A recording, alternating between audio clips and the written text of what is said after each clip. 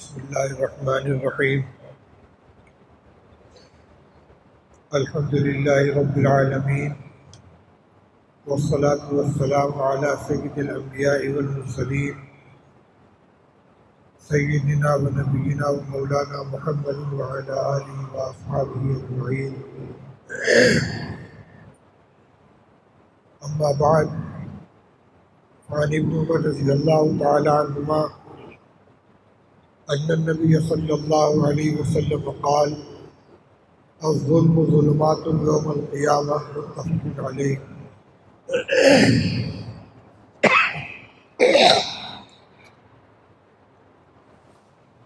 وعن ابی موسیٰ الاشعری رضی اللہ تعالی عنہ قال قال رسول اللہ صلی اللہ علیہ وسلم ان اللہ لا یملی الظالم حتی اذا اخذہ لم یفلت ثم قرأ وكذلك اخذ ربك اذا اخذ القرى وهي ظالمة الى آخر الآیہ متفق علیہ۔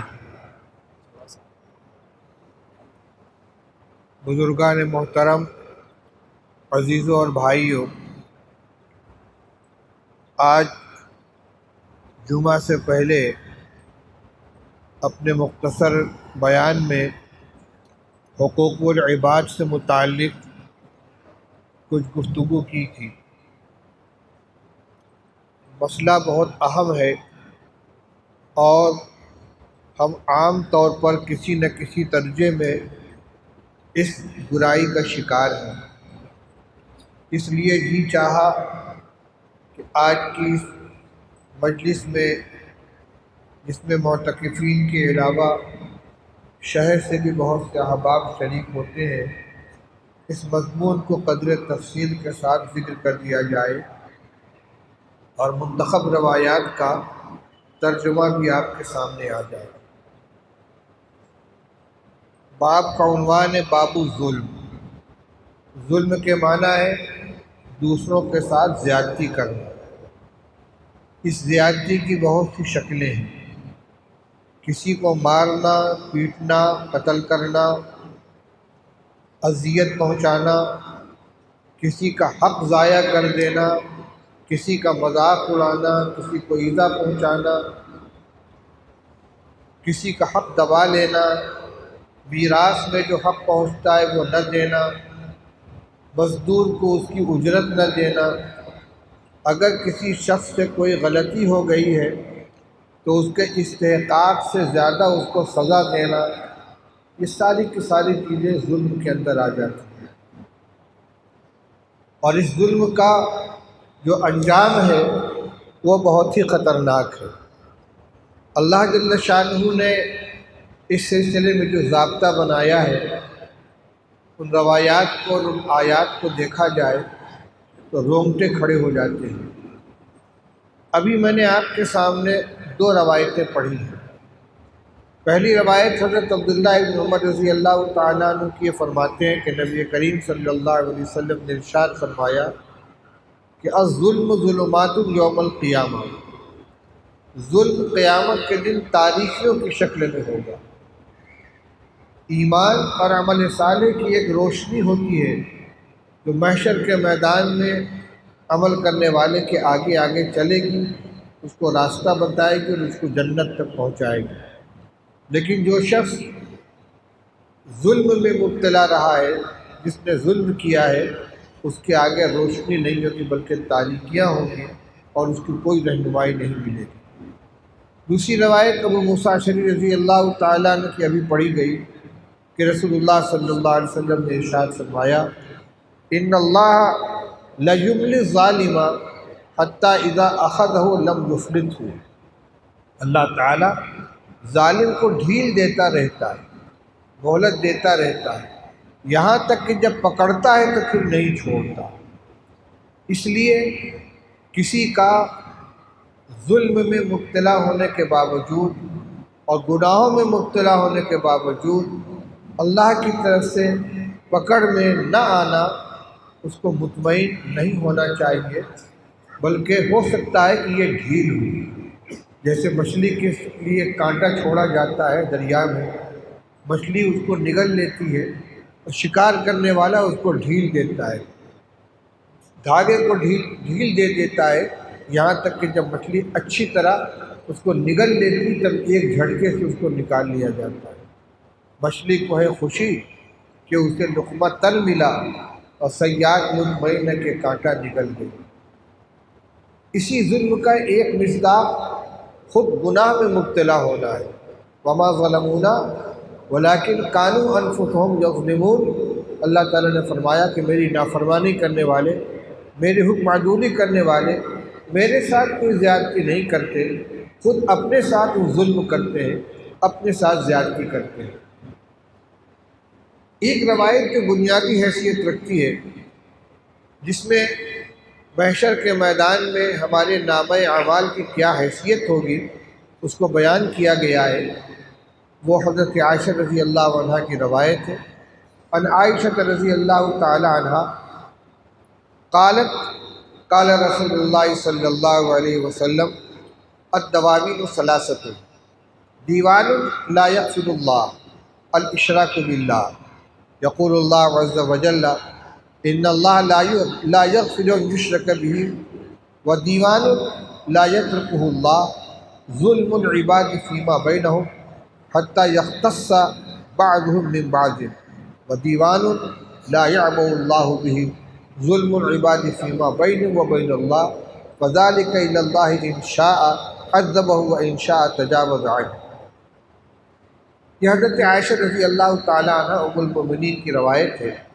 فرماتی ہے کہ رسول اللہ صلی اللہ علیہ وسلم نے ارشاد فرمایا کہ قیامت کے دن 3 طرح کے اعمال نامے سامنے آئیں گے۔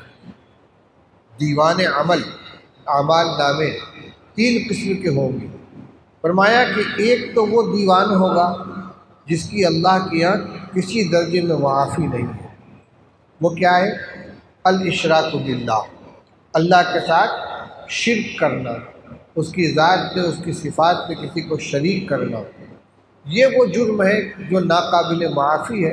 اللہ تعالیٰ خود ارشاد فرماتے ہیں ان اللہ لا یغفر ان یشرک بہ، کہ اللہ تعالیٰ اس چیز کو تو ہرگز معاف نہیں فرمائیں گے کہ ان کے ساتھ کسی کو شریک کیا جائے، عبادت میں شریک کیا جائے، کہ صفات میں شریک کیا جائے۔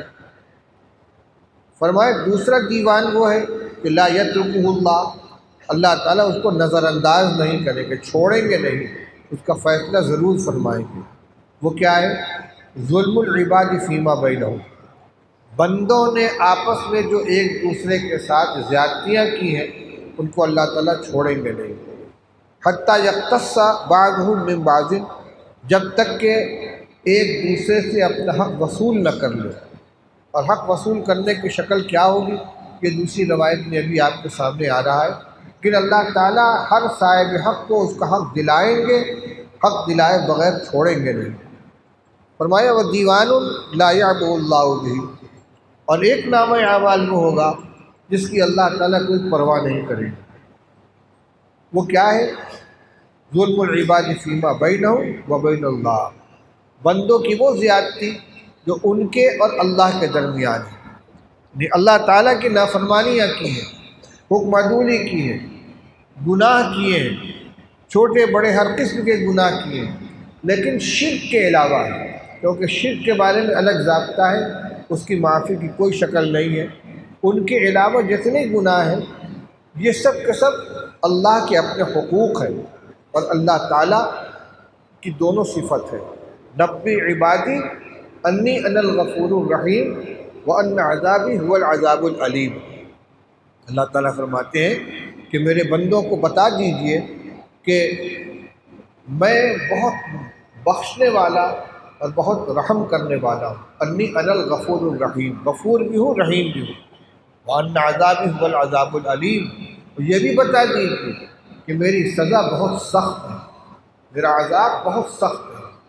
اللہ تعالیٰ کو کوئی مجبور کرنے والا نہیں، وہ با اختیار ہے، وہ چاہیں گے تو زندگی بھر کے گناہ کو معاف فرما دیں گے۔ کوئی ادا پسند آ جائے بندے کو، کوئی عمل پسند آ جائے یا کوئی بھی عمل نہ ہو، اللہ تعالیٰ اپنے عفو و کرم سے گناہوں کو معاف فرما دے، اور اگر چاہیں گے تو پکڑ ہو جائے گی، گرفت ہو جائے گی، سزا دی جائے گی۔ تو یہ تیسرا نام اعمال وہ ہے کہ جو بندوں کی اور اللہ کے درمیان کا معاملہ ہے، فرمایا فضا کہ اللہ، وہ اللہ کے سپرد ہوگا، ان شاء عذبہ و ان شاء تجاوز عنہ، اللہ تعالیٰ چاہیں گے تو اسے عذاب دیں گے اور اگر چاہیں گے تو معاف فرما دیں گے۔ اس وقت ہماری گفتگو دوسرے نمبر کے نامہ اعمال سے متعلق ہو رہی ہے کہ جو بندوں کے آپس کے معاملات ہیں، ایک دوسرے کے ساتھ زیادتیاں پائی جاتی ہیں، ان کے بارے میں یہ اعلان ہے کہ ہم ان کو چھوڑیں گے نہیں، بدلہ دلا کر رہیں گے۔ اس کی شکل کیا ہوگی؟ اب روایتیں سنیے۔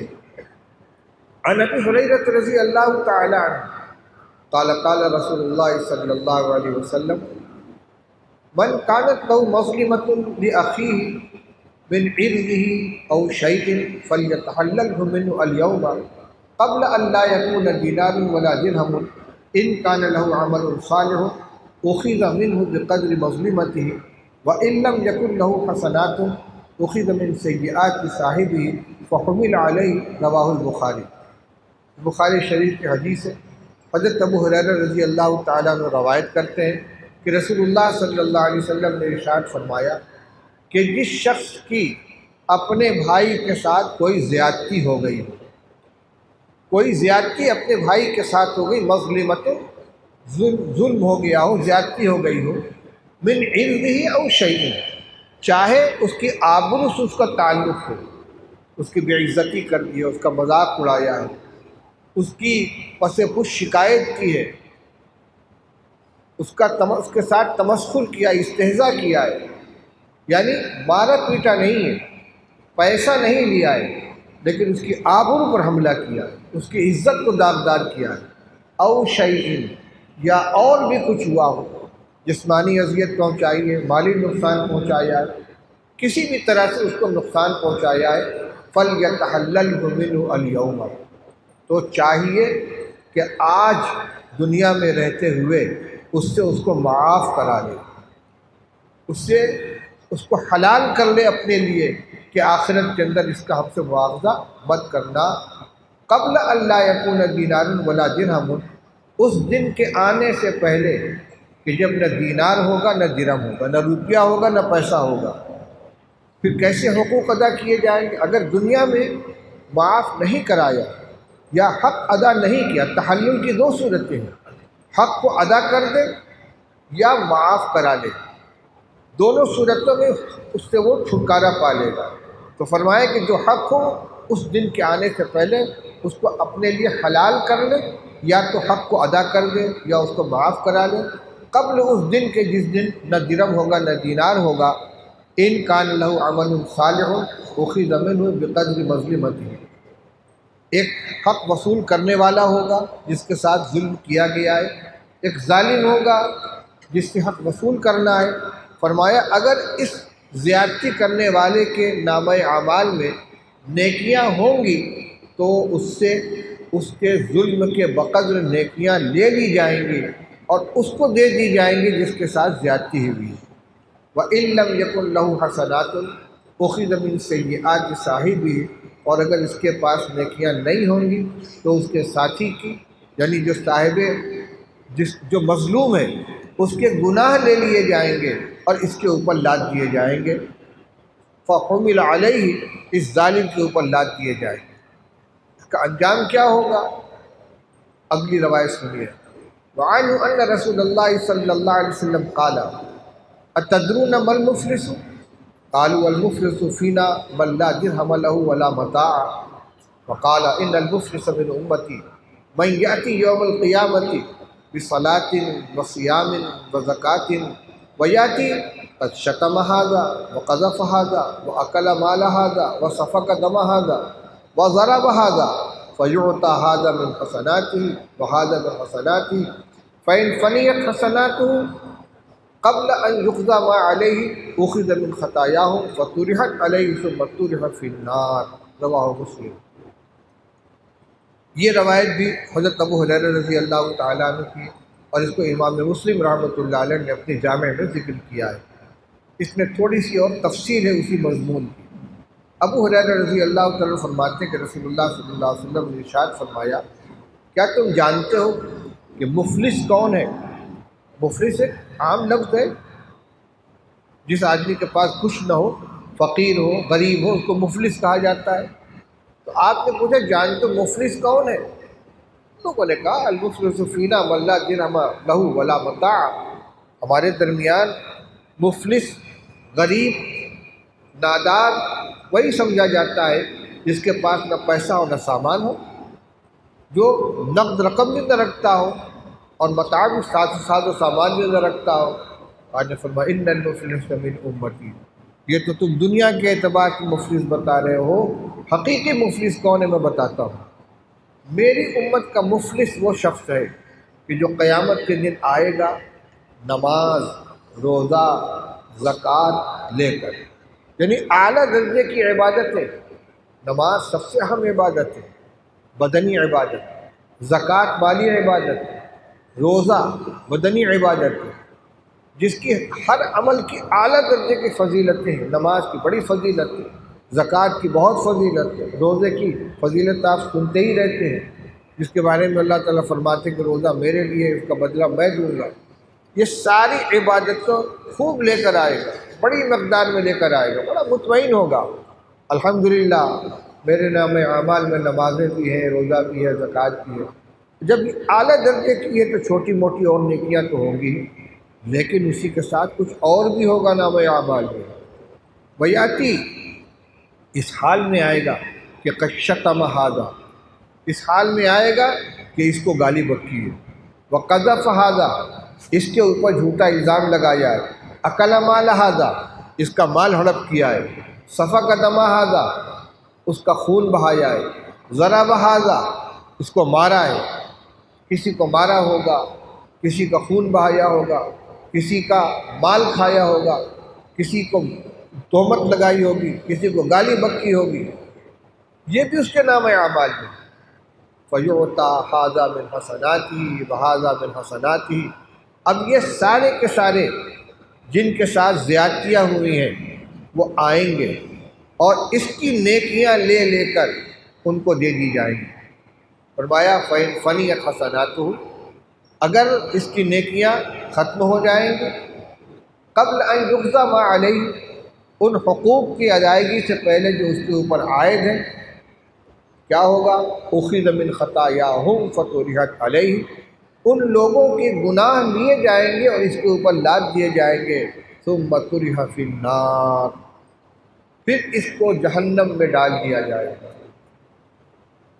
بہت مطمئن ہو کر گیا ہے، دنیا میں ایک چیز پر اس کی نگاہ تھی، جتنی نیکیاں ہو سکے بٹور لو، نماز کی پابندی ہو رہی ہے، زکوٰۃ بھی حساب کر کے دی جا رہی ہے، روزہ بھی رکھا جا رہا ہے، اور بھی صدقات خیرات ہو رہے ہیں، لیکن ادھر نظر نہیں تھی کہ میری ذات سے لوگوں کو تکلیف بھی پہنچ رہی ہے، دوسروں کے حقوق بھی ضائع ہو رہے ہیں، میراث بھی دبا رکھی ہے میں نے، میراث والوں کو ان کا حق نہیں دیا ہے، مزدوروں کا پیسہ بھی کاٹ لیتا ہوں میں، اجیر کو اجرت نہیں دے رہا ہوں، میری وجہ سے میرے پڑوسی کو اذیت پہنچ رہی ہے، میری حرکتوں سے اس کو تکلیف پہنچ رہی ہے، میں بڑی حیثیت والا ہوں، جس کو چاہتا ہوں گالی بک دیتا ہوں، جس پر جو چاہتا ہوں الزام لگا دیتا ہوں، یہ سارے گناہ نام اعمال میں درج ہو رہے ہیں، ان کو نظر انداز کر رہا ہے، اور نگاہ کس چیز کے اوپر ہے؟ فلاں فلاں فلاں فلاں نیکیاں میں نے کر رکھی ہیں، لیکن جب محشر کے میدان میں نام اعمال کھولا جائے گا تو اب یہ سلسلہ وہ شکلیں بنے گی جو ابھی ذکر کی گئی، طرح فی النار، اس کو جہنم کے اندر ڈال دیا جائے گا۔ شیخ الحدیث حضرت مولانا محمد زکریا صاحب رحمۃ اللہ علیہ نے فضائل کے رسالے میں اس حدیث کو ذکر کرنے کے بعد ایک شعر نقل کیا ہے، وہ محروم تمنا، وہ مایوس تمنا کیوں نہ سوئے آسماں دیکھے، کہ جو منزل بمنزل اپنی محنت رائے گاہ دیکھے۔ جتنی محنت کی تھی وہ سب کا سب رائے گاہ چلی گئی، میرے نام اعمال سے نکل کر دوسرے کے نام اعمال میں چلی گئی، اور اگر اس سے حق ادا نہ ہوا تو دوسرے کے گناہ اپنے سر آ گئے۔ میرے بھائیوں، اللہ کے رسول صلی اللہ علیہ وسلم محشر میں پیش آنے والے اس منظر کو یہاں بیان فرما رہے ہیں، ابھی دارالعمل میں ہیں ہم، اس لیے پہلی روایت میں جو ذکر کیا گیا ہے کہ اگر کسی کا حق ہمارے ذمے باقی رہ گیا ہے یا کسی کے ساتھ ہم سے زیادتی ہو گئی ہے فَلْيَتَحَلَّلْهُ، تو یہیں پر اس کی معافی تلافی اور ادائیگی کر لی جائے، اس دن کے آنے سے پہلے کہ جب نہ درہم ہوگا نہ دینار ہوگا، نہ کوئی اپنا حق معاف کرنے کے لیے تیار ہوگا۔ کیوں؟ اس لیے کہ محشر کا میدان ہوگا، یوم یفر المرء من اخیہ وامہ وابیہ وصاحبتہ وبنیہ لکل امرئ منہم یومئذ شأن یغنیہ۔ فرمائے یہ وہ دن ہوگا کہ یوم یفر المرء من اخیہ، آدمی اپنے بھائی کو دیکھ کر بھاگے گا، کہیں مجھ سے کوئی مدد نہ طلب کر لے، وامہ وابیہ، اپنی ماں کو دیکھ کر بھاگے گا، اپنے باپ کو دیکھ کر بھاگے گا، وصاحبتہ واخیہ، اپنے بیوی کو دیکھ کر بھاگے گا، اپنی اولاد کو اور اپنے بھائی کو دیکھ کر بھاگے گا۔ کیوں؟ لکل امرئ منہم یومئذ شأن یغنیہ، ہر آدمی کو اپنی اپنی پڑی ہوگی، میرا بیڑا کسی طرح پار ہو جائے۔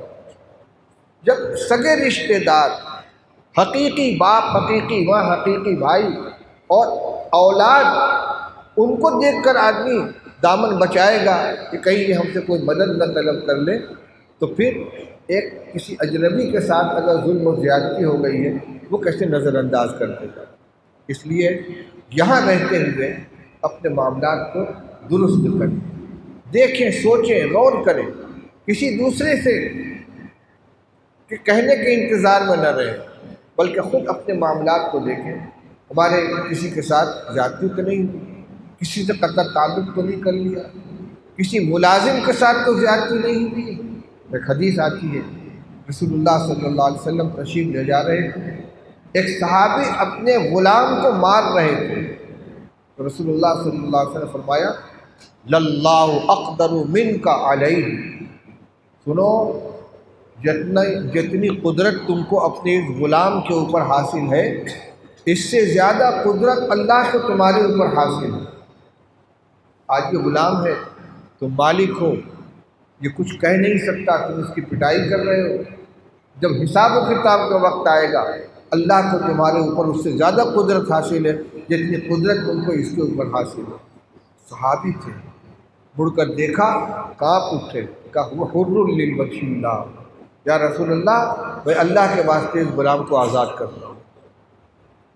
اسی لیے اگر کسی کے ساتھ کسی نے کوئی زیادتی بھی کی ہے، بدلہ بھی لینا ہے، تو اس سے زیادہ بدلہ لینے کی اجازت نہیں ہے جتنی اس کی طرف سے زیادتی پائی گئی ہے۔ وَإِنْ عَاقَبْتُمْ فَعَاقِبُوا بِمِثْلِ مَا عُوقِبْتُمْ بِهِ، اس کی اجازت ہے۔ ایک تھپڑ مارا ہے تو ایک تھپڑ اتنی زور سے مار سکتے ہو، لیکن اگر معاف کر دو تو وہ فَهُوَ خَيْرٌ لِلصَّابِرِينَ، یہ معاف کرنے والوں کے حق میں بہت بہتر ہے۔ آخر کوئی تو وجہ تھی کہ نبی کریم صلی اللہ تعالیٰ علیہ وسلم کی سیرت میں یہ بات آتی ہے کہ پوری حیات طیبہ میں آپ نے اپنی ذات کا انتقام کسی سے کچھ نہیں لیا۔ کس درجے کی اذیت آپ کو پہنچائی گئی، سیرت سے واقف حضرات جانتے ہیں، اور ہم سب سنتے اور پڑھتے ہیں۔ اسلام کی دعوت پیش کرنے کے بعد کیسی کیسی اذیت آپ کو پہنچائی گئی ہے۔ آپ کے گلے میں چادر ڈال کر اتنی زور سے ایٹھا گیا کہ جان نکلنے کے قریب ہو گئی، آپ کی پشت پر اونٹ کی اوجھڑی لا کر رکھی گئی، آپ کو پتھر مارے گئے، راستے میں کانٹے بچھائے گئے، 3 سال کے لیے بائیکاٹ کر کے آپ کو ایک گھاٹی کے اندر آپ کے پورے خاندان کے ساتھ قید کر دیا گیا۔ آپ پر ایمان لانے والے آپ کے خدام حضرت بلال، حضرت خباب بن ارت، حضرت عثمان بن عفان، ان لوگ اور حضرت صہیب رومی، ان لوگ کو اذیت پہنچائی گئی، لیکن کبھی بھی رسول اللہ صلی اللہ علیہ وسلم نے بدلہ نہیں لیا، بلکہ یہ فرمایا اللہم اہد قومی فإنہم لا یعلمون، اے اللہ میری قوم کو ہدایت عطا فرما، تو مجھے جانتے نہیں۔ طائف سے لوٹتے ہوئے جبکہ آپ سر سے پیر تک لہو لہان تھے، اتنا خون بہا تھا کہ اس کے وجہ سے آپ کی چپل پیروں کے ساتھ چپک گئی تھی، لیکن اس وقت جو پہاڑوں کا فرشتہ آ کر کہتا ہے کہ آپ اگر اشارہ کریں تو دونوں طرف کے پہاڑوں کو ملا دیں جس سے یہ ساری کی ساری بستی پس جائے، آپ نے فرمایا نہیں، میں تو امید رکھتا ہوں کہ یہ نہیں کہ ان کی اولاد میں کوئی نہ کوئی ایمان لے آئے۔ یہ دل گردہ تھا۔ اس لیے اجازت تو ہے کہ اپنی زیادتی کا بدلہ لے لے، لیکن معاف کرنا یہ اپنے نامہ اعمال میں اضافہ کرنا ہے، اپنے لیے ذخیرہ بنانا ہے۔ لیکن اگر کوئی بدلہ لینا چاہے تو اتنا ہی لے سکتا ہے جتنی اس کے ساتھ زیادتی ہوئی ہے۔ اگر اس سے بڑھ کر کوئی زیادتی کرے گا تو بجائے مظلوم کے یہ ظالم ہو جائے گا۔ اور اس کا تعلق ہر قسم کی چیزوں سے ہے۔ ابھی آپ نے سنا، آپ نے فرمایا کہ آبروریزی کی ہو یا مال کھایا ہو، تہمت لگائی ہو، خون بہایا ہو، مارا ہو، الزام لگایا ہو، کسی بھی قسم کی زیادتی اگر ہوئی ہے تو اس کو معاف کرا دینا چاہیے یا ادا کر دینا چاہیے۔ ہمارے یہاں اگر کوئی آدمی باحیثیت ہے، مزدوروں کے ساتھ، ملازمین کے ساتھ زیادتی ہو جاتی، پیسے کے لین دین میں بھی زیادتی ہو جاتی، بغیر سمجھے بوجھے الزام لگا دیا جاتا ہے، بے ایمان کہہ دیا جاتا ہے، جھوٹا کہہ دیا جاتا ہے، خائن کہہ دیا جاتا ہے، یہاں تو کہہ دیا، لیکن قیامت کے دن اگر اس کو ثابت نہیں کر سکے الزام کو تو پھر وہی ہوگا کہ نیکیاں لے کر ان کے نامہ اعمال کے اندر ڈال دی جائے گی۔ وعنہ قال قال رسول اللہ صلی اللہ علیہ وسلم لتودن الحقوق الى اہلها یوم القیامۃ یقاد للشاة الجلحاء من الشاة القرناء، رواہ مسلم۔ فرماتے ہیں حضرت ابو ہریرہ رضی اللہ تعالیٰ کہ رسول اللہ صلی اللہ علیہ وسلم نے ارشاد فرمایا کہ تم ضرور حقوق کو ادا کرو گے، صاحب حق کو ان کا حق دو گے قیامت کے دن، یہاں تک کہ بے سینگ کی بکری کو بدلہ دلایا جائے گا سینگ والی بکری سے۔ یعنی انسانوں کے علاوہ دوسری مخلوق کے اندر بھی اگر زیادتی پائی گئی ہے تو اللہ تعالیٰ اس کا بدلہ دلا دیں گے۔ یہ الگ بات ہے کہ یہ جو مخلوق مکلف نہیں ہے ان کو لین دین کرانے کے بعد ختم کر دیا جائے گا، جنت جہنم کو ان کا کوئی مسئلہ نہیں رہے گا، لیکن انسان ہیں، جنات ہیں جو مکلف ہیں، ان کے ساتھ ان کے عمل کے اعتبار سے آگے معاملہ کیا جائے گا۔ اس عنوان تو یہی ہے جو ابھی آپ کے سامنے چل رہا ہے، لیکن اس کے ذیل میں کئی ایک بڑی اہم روایتیں بھی ہیں، میں ان کا ترجمہ پیش کرنا چاہتا ہوں۔ عن حذیفہ رضی اللہ تعالیٰ عنہ قال قال رسول اللہ صلی اللہ علیہ وسلم لا تکونوا امعۃ تقولون ان احسن الناس احسننا وان ظلموا ظلمنا ولكن وطنوا انفسکم ان احسن الناس ان تحسنوا وان اساءوا فلا تظلموا، رواہ الترمذی۔ رسول اللہ صلی اللہ علیہ وسلم نے ارشاد فرمایا، یہ روایت حضرت حذیفہ رضی اللہ تعالیٰ عنہ کے جو صاحب سر رسول اللہ کہلاتے ہیں، رسول اللہ صلی اللہ علیہ وسلم نے ارشاد فرمایا کہ لوگوں امعاء مت بنو۔ امعاء کیا چیز ہے؟ اس کی شرح کی آپ نے، یعنی ایسا مت کہو کہ اگر لوگ اچھے رہیں گے تو ہم بھی اچھے، لوگ اچھا کام کریں گے تو ہم بھی اچھا کام کریں گے، اور اگر لوگ ظلم کریں گے تو ہم بھی ظلم کریں گے۔ محشی نے لکھا ہے کہ امعاء جو ہے انا مع الناس سے بنا ہے۔ انا مع الناس، چلو تم ادھر کو ہوا ہو جدھر کی، جیسا زمانہ ہے اسی کے مطابق تم بھی چلو۔ فرمایا کہ ایسا مت کرو، یوں مت کہو کہ جیسے ساری دنیا چلتی ویسی ہم بھی چلیں گے، اگر لوگ اچھا کام کریں گے تو اچھا کام کریں گے، برا کام کریں گے تو ہم برا کام کریں گے، اگر سب ایمانداری برتیں گے تو ہم بھی ایمانداری برتیں گے، اور سب بے ایمانی کریں گے تو ہم بھی بے ایمانی کریں گے۔ یہ ہو رہا ہے کہ نہیں ہو رہا ہے؟ تجارت پیشہ حضرات بہت سے ایسے غلط کام کرتے ہیں جن کے بارے میں جانتے ہیں کہ یہ غلط ہے، لیکن بھائی دنیا یہی کر رہی، ہم کیا کریں، اس کے بغیر کام ہی نہیں چلتا۔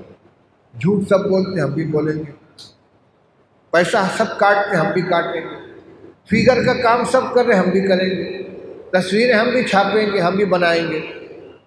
بہت سا کام ایسا ہو رہا ہے، لیٹ پیمنٹ پر سود کا پیسہ آتا ہے، ہم رکھیں گے، ہمارا حق بنتا ہے۔ بہت سے ایسے غلط کام ہیں کہ مارکیٹ میں ہو رہا ہے لہذا ہم بھی کریں گے، سارے تاجر کر رہے ہیں لہذا ہم بھی کریں گے۔ یہ مومن کا کام نہیں ہے، یہ ہوا کے رخ پر نہیں چلتا، بلکہ ہوا کے رخ کو بدلنے والی امت ہے یہ۔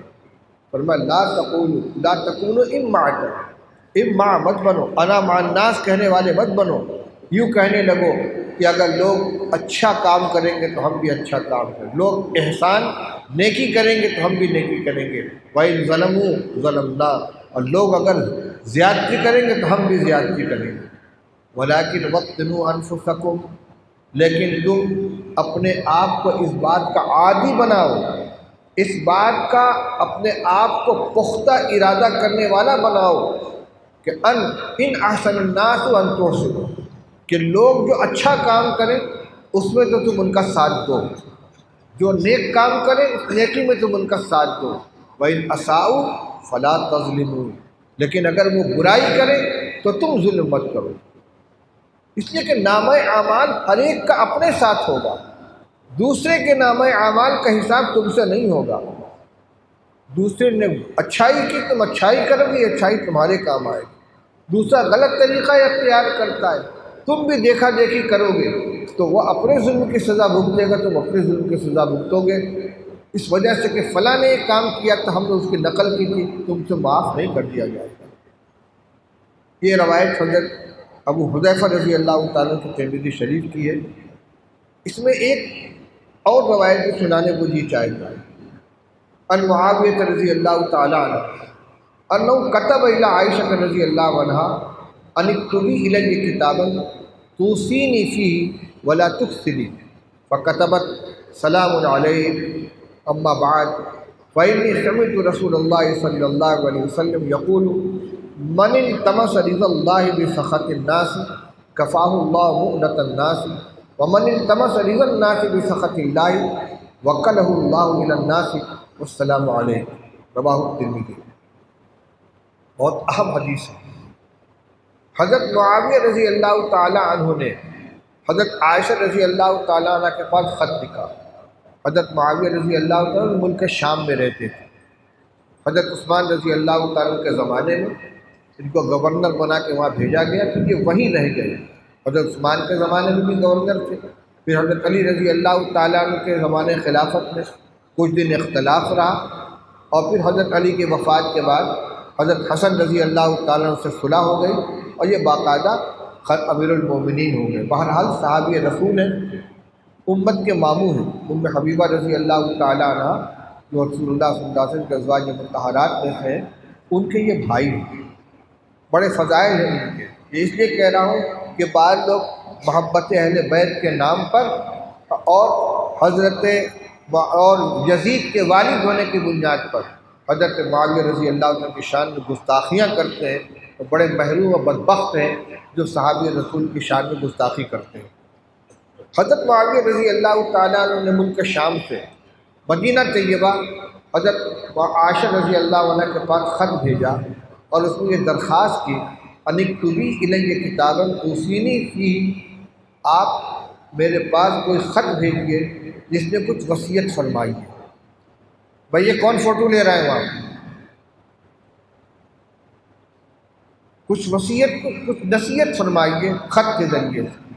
یہ تھی طلب، یہ تھی خواہش، یہ تھی تمنا کہ بڑوں سے نصیحت حاصل کریں، وصیت حاصل کریں، اچھی باتیں معلوم کریں، اس کے اوپر عمل کریں۔ صرف دعا نہیں کراتے تھے برکت کے لیے، خیر کی باتیں پوچھتے تھے، عمل کراتے تھے۔ تو کہا کہ مجھے خط لکھیے جس نے مجھے آپ کی نصیحت کیجیے، ولا تکثری، اور بہت لمبی نصیحت پر کیجیے گا، کیونکہ مقصد عمل کرنا ہے، مختصر سی بات ہو اس پر عمل کر سکو۔ حضرت عائشہ رضی اللہ تعالیٰ عنہ نے جو خط لکھا ہے وہ 2 سطر کا خط ہے، اور اس میں سب کچھ آ گیا۔ فرمایا اب سلام علیکم، خط کا آغاز سلام کے ذریعے، السلام علیکم اما بعد فإنی سمعت رسول اللہ صلی اللہ علیہ وسلم، میں نے رسول اللہ صلی اللہ علیہ وسلم کو یہ فرماتے ہوئے سنا ہے کہ من التمس رضا اللہ بسخط الناس کفاہ اللہ مؤنۃ الناس، جو شخص اللہ کی خوشنودی تلاش کرتا ہے لوگوں کی ناراضگی مول لے کر، اللہ تعالیٰ اس کو لوگوں کے شر سے بچا لیتا ہے۔ ومن التمس رضا الناس بسخط اللہ، اور جو لوگوں کی خوشنودی حاصل کرنا چاہتا ہے اللہ تعالیٰ کو ناراض کر کے اللہ تعالیٰ اس کو مخلوق کے حوالے کر دیتا ہے۔ بہت صاف ستھری بات ہے 2 ٹوک لفظوں میں، یعنی اگر بندہ کوئی ایسا کام کرتا ہے کہ جسے کرنے سے اللہ تو راضی ہو جائیں گے لیکن سب لوگ ناراض ہو جائیں گے، شادی ہے، رسمیں پوری کرنی ہے، اس میں باجا بھی ہوگا، اس میں میوزک بھی بجے گی، فوٹو بھی کھینچا جائے گا، ویڈیو بھی بنایا جائے گا، اور دنیا بھر کی خرافات ہوگی۔ کیوں؟ داماد، بہنوئی، دوست احباب، نوشا سب کو خوش کرنا ہے۔ معلوم ہے کہ ناجائز ہے، لیکن سب کو خوش کرنے کے لیے اللہ کو ناراض کرنا ہے۔ اب اس موقع پر اگر کوئی جم جاتا ہے، ہم اللہ کی ناراضگی والا کوئی کام نہیں کریں گے، دنیا ناراض ہو جائے، وہ پہلی وصیت کا مصداق بنتا ہے۔ بل التمس رضا اللہ بسخط الناس، جو شخص اللہ کی رضا کا متلاشی ہوتا ہے، اللہ کی خوشنودی حاصل کرنا چاہتا ہے، چاہے سارے لوگ ناراض ہو جائیں، اللہ تعالیٰ اس کو لوگوں کے شر سے بچاتے ہیں۔ جن کا ڈر تھا اس کو، وہ اس کو نقصان نہیں پہنچا پائے۔ اور جو ہار گیا، جس نے لوگوں کی خوشنودی کو حاصل کیا اللہ کو ناراض کر کے، وکلہ الناس، اللہ تعالیٰ اس کو لوگوں کے حوالے کر دیں گے۔ ظاہر بات ہے کہ جب لوگوں کے حوالے ہو جائے گا تو اس کی خیریت نہیں۔ اور کتنا بھی مخلوق کو خوش کرنے کی کوشش کی جائے، وہ خوش نہیں ہوگی، اس کو وہ تو ناراضی رہے گی، ایک موقع پر، دوسرے موقع پر، تیسرے موقع پر، اس لیے یہ سلسلہ کبھی ختم نہیں ہوگا۔ والسلام علیکم، خط کا آغاز سلام علیکم سے، خط کا اختتام سلام علیکم سے۔ اس لیے میرے بھائیوں، اس روایت کو اپنی زندگی کا معیار بنا لینا چاہیے۔ اگر کوئی ایسا کام ہے اللہ بھی خوش ہے، مخلوق بھی خوش ہے، بہت اچھا ہے۔ کوئی ایسا کام ہے کہ ناجائز ہے، لوگ بھی اس کو پسند نہیں کرتے، اس سے بچا جائے۔ یہاں کوئی امتحان نہیں، امتحان وہاں آتا ہے کہ ایک طرف اللہ کی رضامندی یا ناراضگی ہے، دوسری طرف بندوں کی ناراضگی یا رضامندی ہے۔ بندہ کس چیز کو ترجیح دیتا ہے؟ حضرت عائشہ رضی اللہ عنہ کی روایت سے معلوم ہوتا ہے، اور یہ ارشاد نبی کریم صلی اللہ علیہ وسلم کا، کہ جو شخص اللہ کی رضامندی کو ترجیح دے گا، مخلوق کو ناراض کر دے گا، اللہ کی حفاظت میں آ جائے گا، اس کو کوئی بال بیکا نہیں کر سکتا، کوئی نقصان نہیں پہنچا سکتا۔ اور جو لوگوں کے ڈر سے، ان کے ناراضگی کے خوف سے اللہ کو ناراض کر بیٹھے گا، اللہ تعالیٰ اس کی حفاظت نہیں فرمائے گا، مخلوق کے حوالے کر دیں گے۔ اس سلسلے کی ایک اور بڑی اہم روایت ہے، عن علی رضی اللہ تعالیٰ عنہ قال قال رسول اللہ صلی اللہ علیہ وسلم ایاک ودعوۃ المظلوم فإنما يسأل اللہ تعالی حقہ وإن اللہ لا يمنع ذا حق حقہ۔ حضرت علی رضی اللہ تعالیٰ عنہ فرماتے ہیں کہ رسول اللہ صلی اللہ علیہ وسلم نے ارشاد فرمایا کہ مظلوم کی بددعا سے بچو، مظلوم کی بددعا سے بچو۔ کیا مطلب؟ یعنی ظلم کرو، اس کو بددعا مت کرنے دو، ظلم نہ کرو۔ اگر تم ظلم کرو گے، وہ مظلوم ہو جائے گا تو وہ ہاتھ اٹھا دے گا، اللہ سے فریاد کرے گا۔ فرمایا ایسا موقع مت آنے دو۔ کیوں؟ کیونکہ وہ اللہ سے اپنا حق مانگ رہا ہے، اور اللہ تعالیٰ کسی صاحب حق کو اس کے حق سے محروم نہیں کرے۔ وہ جو حق مانگے گا اس کو ملے گا۔ بترس از آہ مظلومہ کہ ہنگام دعا کردن، اجابت از در حق بہر استقبال میں آیت۔ فرمایا مظلوموں کی بددعا سے ڈرو، بچو، کیونکہ جب وہ بددعا کرتا ہے تو آسمان سے قبولیت اس کا استقبال کرنے کے لیے آتی ہے۔ عن اوس بن شرابیل انہ سمع رسول اللہ صلی اللہ علیہ وسلم یقول من مشى مع ظالم لیقویہ ویعلم انہ ظالم فقد خرج من الاسلام۔ اوس بن شرابیل رضی اللہ تعالیٰ فرماتے کہ رسول اللہ صلی اللہ علیہ وسلم نے فرمایا کہ جو شخص کسی ظالم کے ساتھ چلا یہ جانتے ہوئے کہ یہ ظالم ہے، تو وہ اسلام سے نکل گیا۔ چاہے علماء کرام توجیہ کریں، تعویل کریں کہ اس کا یہ مطلب ہے، اس کا یہ مطلب ہے، لیکن رسول اللہ صلی اللہ علیہ وسلم کے ارشاد تو دو ٹوک ہے۔ ایک آدمی ظالم ہے، کوئی اس کا ساتھی بن کر اس کی حمایت میں کھڑا ہو گیا، جھوٹی گواہی دینے کے لیے عدالت میں پہنچ گیا، فیصلہ اس کے ہاتھ میں آیا تو ظالم کے حق میں فیصلہ کر دیا، مظلوم کے ساتھ زیادتی کر دی، اپنے کو کچھ نہیں مل رہا ہے، دوسرے کو دنیا بنانے کے لیے اپنی آخرت کو تباہ کر رہا ہے، اس لیے بیوقوف۔ فرمایا اسلام سے نکل گیا۔ اور ایک روایت میں اس کو صراحت کے ساتھ بیان فرمایا گیا ہے کہ وہ اس کو غالباً سب سے زیادہ محروم اور بدبخت قرار دیا گیا ہے کہ جو دوسرے کی دنیا بنانے کے لیے اپنی آخرت کو تباہ کرتا ہو۔ اللہ تعالیٰ ہم سب کی حفاظت فرمائے۔ حقوق العباد کا معاملہ بہت سخت ہے، اور یہ بہادری کے ساتھ نہیں ہے۔ شوہر بیوی کے ساتھ اگر زیادتی کرتا ہے اور وہ اس کا کوئی قصور نہیں، اور یہ ظالم بن کر اس کے ساتھ زیادتی کر رہا ہے، محشر کے میدان میں ابھی آپ نے سن لیا قرآن پاک کی آیت کو، کوئی کسی کا نہیں ہوگا۔ جب شوہر اپنی بیوی سے بھاگے گا تو بیوی بھی تو شوہر کو معاف نہیں کرے گی، بیٹا باپ سے بھاگے گا تو باپ بھی تو بیٹے کو معاف نہیں کرے گا، جو ملے گا اس کو لینے کی کوشش کرے گا۔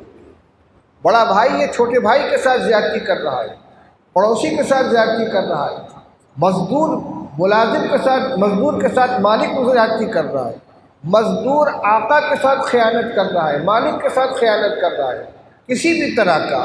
یعنی ہمارے معاشرے میں، ہمارے گھریلو زندگی میں جو ایک دوسرے کے ساتھ زیادتیاں ہو رہی ہیں، وہ قسم حقوق العباد کے اندر ہے، محشر کے میدان میں سامنے آئیں گی۔ اللہ تعالی ہم سب کی حفاظت فرمائے اور وہاں کی رسوائی سے ہماری ہم کو بچائے۔ وآخر دعوانا الحمدللہ رب العالمین۔ آپ حضرات کو معلوم ہے کل حضرت مولانا محمد رابع صاحب حسنی رحمۃ اللہ علیہ لازم مدرسہ دارالعلوم ندوۃ العلماء کا انتقال ہوا۔ آپ سب حضرات سے ان کے لیے دعائیں مغفرت کی درخواست ہے۔ اس کے علاوہ دارالعلوم کے استاد حدیث حضرت مولانا قمر الدین صاحب دامت برکاتہم کو فالج لگ گئی ہے، وہ اسپتال میں بھرتی ہیں، آئی سی یو میں ہے، ایک پہلو ان کا پورا بیکار ہو گیا ہے۔ اور بھی بہت سے حضرات کی بیماریوں کی اطلاع مل رہی ہے، لوگوں نے دعاؤں کے لیے کہا ہے، سب کے لیے دعا کریں۔ اللہ تعالیٰ مرحومین کی مغفرت فرمائے، بیماروں کو شفا عطا فرمائے، اور جو لوگ پریشانیوں مبتلا ہیں ان کی پریشانیوں کو دور فرمائے۔ جو ایام گزر گئے کیسے کیسے گزر گئے، آج کی جو رات ہے یہ رات بھی بڑی قیمتی ہے۔ عبداللہ ابن انیس رضی اللہ عنہ کی غالباً روایت ابھی گزری ہے، جس میں رسول اللہ صلی اللہ علیہ وسلم کا اشارہ ہے 23ویں شب کے شب قدر ہونے کی طرف۔ ایک صحابی نے رسول اللہ صلی اللہ علیہ وسلم کو درخواست کیا، رسول اللہ میں دیہات میں رہتا ہوں، روزانہ مسجد میں نہیں آ پاتا، تو کوئی ایک رات بتا دیجیے جس میں مسجد میں آ جایا کرے۔ آپ نے فرمایا 23ویں شب میں آ جایا کرو۔ اس روایت سے معلوم ہوتا ہے کہ 23ویں شب بھی شب قدر کے سلسلے کی اہم رات ہے۔ چنانچہ ان کے صاحبزادے کہتے ہیں ان صحابی کے کہ 23ویں شب کو عصر کی نماز حضرت یہیں آ کر پڑھتے تھے، پوری رات قیام کرتے تھے، فجر کی نماز سے جب فارغ ہوتے تھے تو دروازے پر سواری موجود ہوتی تھی، بیٹھتے تھے اور اپنے دیہات میں اپنے گاؤں میں پہنچ جاتے تھے۔ تو اس رات کی بھی بڑی اہمیت ہے، اور آگے جو آنے والی راتیں ہیں وہی بہت اہم ہیں۔ جتنا آخر آتا جاتا اتنی زیادہ اہمیت بڑھتی چلی جاتی ہے، اس لیے قدر کریں۔ معلوم نہیں کس کی زندگی میں اگلے سال کا رمضان اور عشر اخیرہ لکھا ہے کہ اس کے مقدر میں نہیں ہے، جو وقت ملا ہے اس کو ضائع نہیں کرنا چاہیے۔ اللہ تعالیٰ ہمیں قدر کرنے کی توفیق عطا فرمائے۔ وآخر دعوانا الحمدللہ رب العالمین۔ دعا فرما لیں۔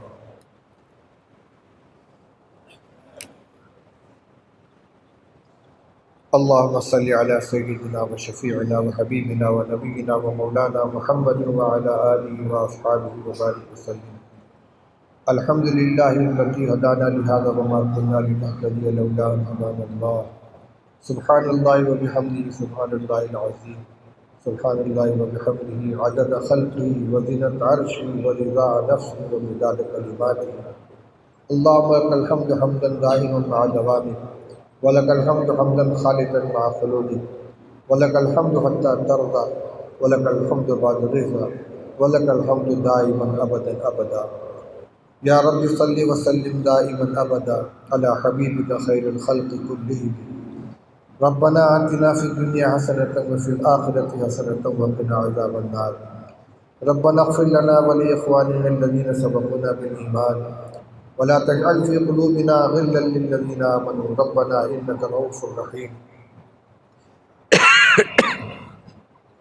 واعف عنا واغفر لنا وارحمنا انت مولانا فانصرنا على القوم الكافرين ربنا لا تجعلنا فتنة للقوم الظالمين ونجنا برحمتك من القوم الكافرين اللهم انصرنا ولا تنصر علينا وامكر لنا ولا تمكر علينا وآثرنا ولا تسر علينا واعف عنا واغفر لنا وارحمنا أنت مولانا فانصرنا على القوم الكافرين اللهم اغفر لحينا وميتنا وشاهدنا وغائبنا وصغيرنا وكبيرنا وذكرنا وأنثانا اللهم من أحييته منا فأحيه على الإسلام ومن توفيته منا فتوفه على الإيمان اللهم اجعل حياتنا زيادة لنا في كل خير واجعل موتنا راحة لنا من كل شر اللهم اكفنا بحلالك عن حرامك واغننا بفضلك عمن سواك اللهم فارج الهم كاشف الغم مجيب دعوة المضطرين رحمان الدنيا والآخرة ورحيمهما أنت ترحمنا فارحمنا برحمة تغنينا بها عن رحمة من سواك اللهم إنا نسألك من فضلك العظيم اللهم افتح علينا أبواب فضلك اللهم وسع لنا أبواب رزقك اللهم إنا نسألك من رحمتك الواسعة ربنا أعنا على ذكرك وشكرك وحسن عبادتك لا إله إلا أنت سبحانك إني كنت من الظالمين لا إله إلا الله الحليم الكريم سبحان الله رب العرش العظيم والحمد لله رب العالمين نسألك موجبات رحمتك وعزائم مغفرتك والسلامة من كل إثم والعصمة من كل ذنب اللهم لا تدع لنا ذنبا إلا غفرته ولا هما إلا فرجته ولا ضرا إلا كشفته ولا دينا إلا أديته ولا مريضا إلا شفيته ولا مبتلا إلا عافيته ولا حاجة من حوائج الدنيا والآخرة هي لك رضا إلا قضيتها يا أرحم الراحمين إليك رب فحببنا وفي أنفسنا رب فذللنا وفي أعين الناس فعظمنا ومن سيء الأخلاق فجنبنا وعلى صراطك المستقيم فثبتنا وعلى صراطك المستقيم فثبتنا وعلى الإسلام فأحينا وعلى الإيمان فتوفنا اللهم إنا نسألك الهدى والتقى والعفاف والغنى اللهم إنا نسألك العفو والعافية والمعافاة الدائمة في الدين والدنيا والآخرة اللهم إنا نعوذ بك من وعثاء اللهم إنا نعوذ بك من الهم والحزن ونعوذ بك من العجز والكسل ونعوذ بك من الجبن والبخل ونعوذ بك من غلبة الدين وقهر الرجال اللهم إنا نعوذ بك من علم لا ينفع ومن قلب لا يخشى ومن عين لا تدمع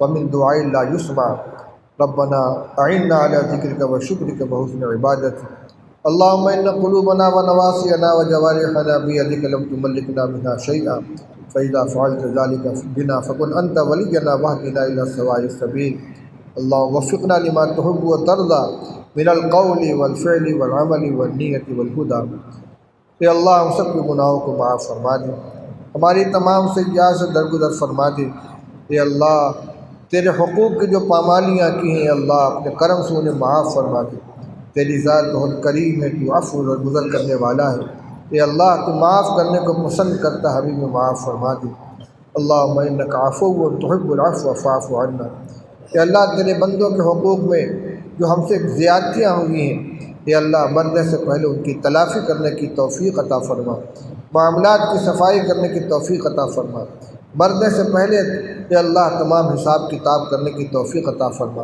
اے اللہ اگر کچھ رہ جائے اے اللہ محشر کے میدان میں اپنے خزانے غیب سے اپنے کرم سے اپنے فضل سے اس کا بدلہ عطا فرما کر اے اللہ ہمیں اس کے مواقع سے محفوظ فرما دے محشر کی رسوائی سے حفاظت فرما محشر کی ذلت سے حفاظت فرما اے اللہ ہمیں نیک اعمال کی توفیق عطا فرما نیکیوں کو ضائع کرنے والے اعمال سے ہماری حفاظت فرما اے اللہ یہ ماہ مبارک تو نے ہمیں عطا فرمایا اے اللہ حقیقت یہ ہے کہ اس کی ہم قدر دانی نہیں کر سکے اے اللہ لیکن تیری توفیق سے جو ٹوٹے پھوٹے اعمال ہوئے ہیں اے اللہ ان میں اخلاص پیدا فرما شان قبولیت پیدا فرما اپنے فضل سے انہیں قبول فرما لے دوسرے نیک اعمال کا ان کو مقدمہ و ذریعہ بنا دے اے اللہ ہماری نمازوں کو بھی قبول فرما روزوں کو بھی قبول فرما تراویح کو بھی قبول فرما تہجد کو بھی قبول فرما تلاوت کو بھی قبول فرما ذکر و تسبیح کو بھی قبول فرما، ہماری تمام دعاؤں کو شرف قبولیت عطا فرما۔